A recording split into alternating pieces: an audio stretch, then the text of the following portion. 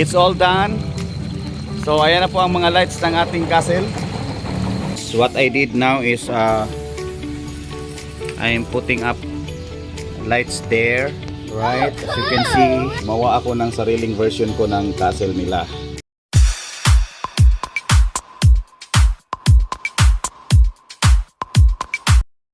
Alright guys, good afternoon to each and every one of you there, wherever you are this time around.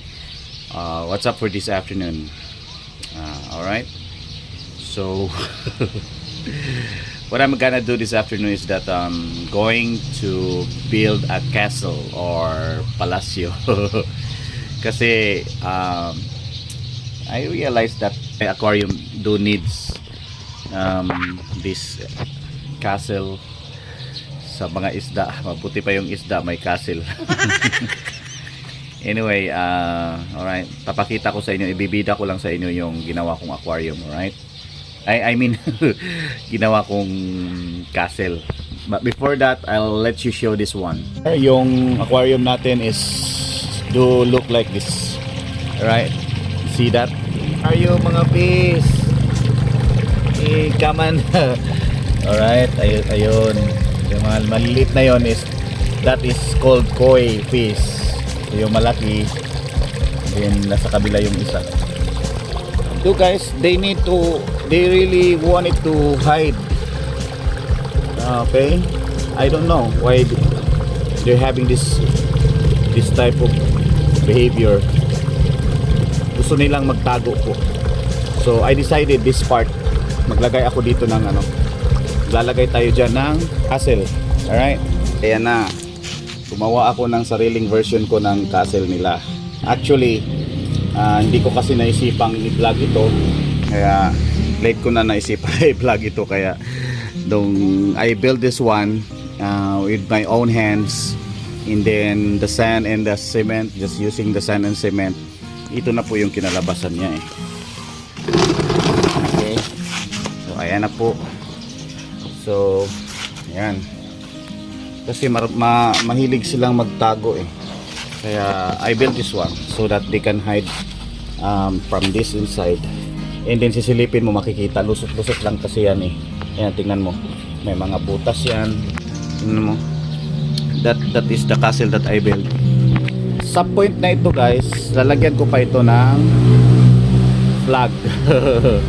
Alright, and then these two castle na mini castle din maliit yan. Then I will buy some stuffs here, yung king and queen dito, tapos mga flowers na dito. Alright, tingnan nyo naman. Ayan, tingnan nyo, lusot yan.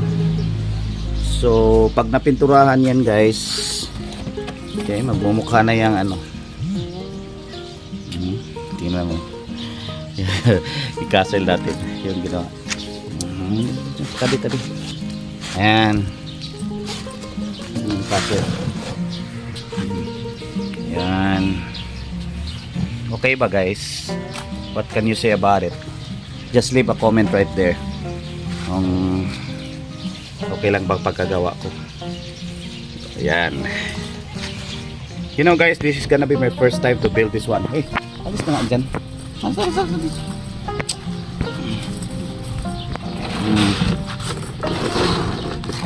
It's gonna be the first time to build this one, and then I accidentally found out that I have a talent for a sculpture. Oh, tingnan mo. Ayan. Alam nyo, mahirap gawin to, but somehow I realized is that by building this one, by your heart, talagang ibang kasiyahan ang maramdaman mo guys. Yan. Saka ilalagay ko na ito pag napinturahan na at saka gawa na siya. Okay, so the next step is I'm going to paint this one, and I'll let you show how to paint. Alright, mabuti pa yung fish may castle lang, wala. Anyway, ito shout out na para kang agalay. Alright, so ito na. Uy, ibata rito. Halika. Okay, so guys, the next step of it is gagawin natin ngayon is pipinturahan natin, alright? And then, since ito ay gawa sa buhangin, ang dami pang buhangin dito sa loob, we need to brush it down para matanggal, maalis yung mga buhangin. Eh, pag nagalaw mo yan, baka bumagsak. Hindi naman siguro. Wala kang tinilas? Okay. So, we need to patong-patong guys. Patong siguro natin yan. May kaganda pala sa kwa. Ay, kaliwanag dito talaga. O, pati ikaw maliwanag. Oo naman, syempre. Bakit yung sa liwanag? Ito kasi sa utang nga naka-video ato eh. Ay, Nag-i-stay na ka dyan, hindi mo malaw na. Okay. So, papatong muna natin. Bukahan natin ng maayos. Yan. Yan na po yung ginawa nating tawag nito, tassel. So yan guys, so ready na for painting. So ito yung mga pintura natin. Klase-klase. May yellow, may orange, may brown. Ano pa bang meron natin dyan? Pang available dito, may ito. May brown. So we need to decide what color should we paint this one, okay? What? Sobrang ako na Naligo ako ah.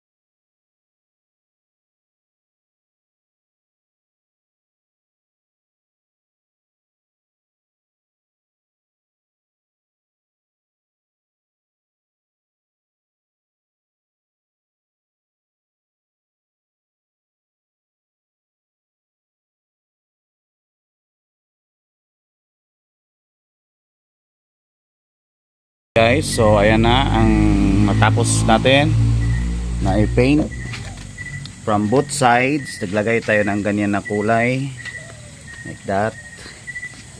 So ngayon what I want to color is this part, yung may black na part na yan. Okay, layan muna natin, so better hang on.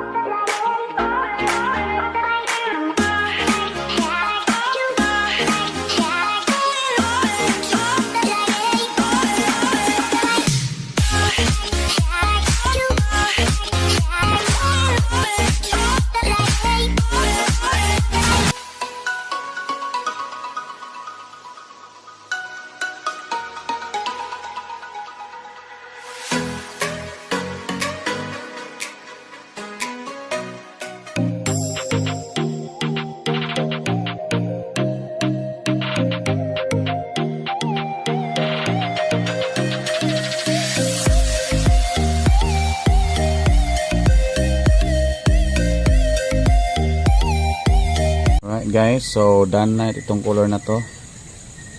So this is the color. See that color there. Ayan na po. Alright guys, so here it is. Di pa siya tapos no. So we have another application here. Maybe I should put this as red. Dugtong na lang natin dito, okay? Kasi pangit tingnan na yellow lang dyan.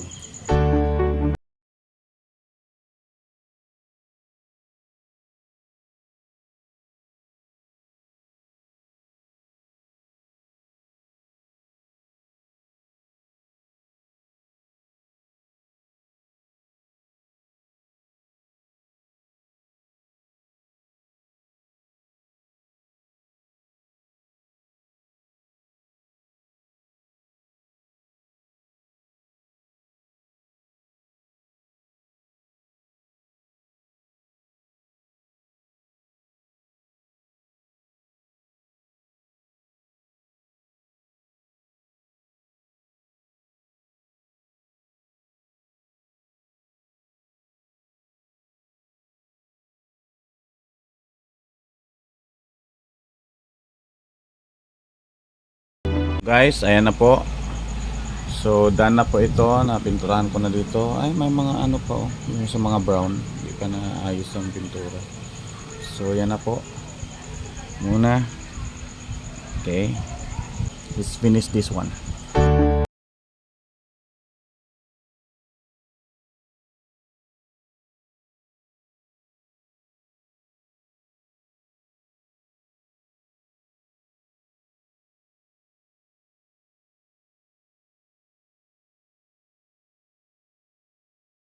Gumanda siya tingnan nung nilagyan ko ng white ang portion na yan. Yan o, tingnan mo. Di ba yellow yan? So nilagyan ko ito ng white dito na portion. Gumanda siya eh. Karoon siya ng kulay.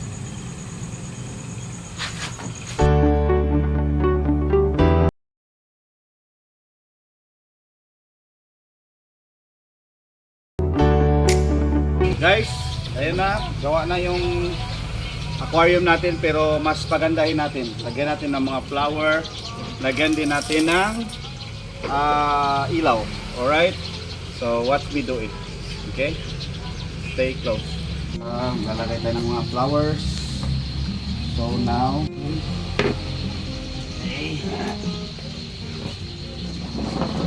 glue gun gamitin natin para didikit.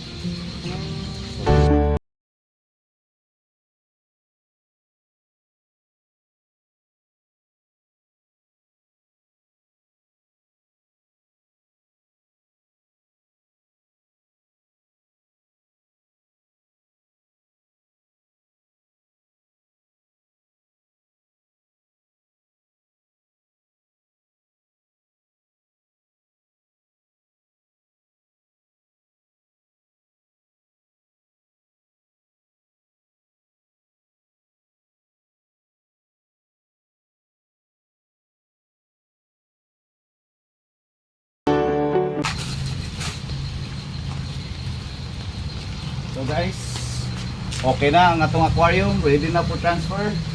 Pasigawon sa nato. Kung okay bagit siya. Alright. Yay! Okay.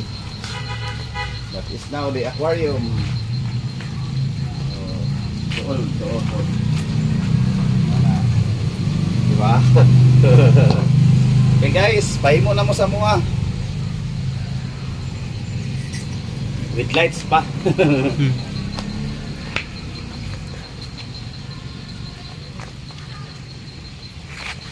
Yung castle sa among aquarium. Alright. So, ibutang na nato dito. Stop na sir. Sige. So what I did now is I'm putting up lights there. Right. As you can see.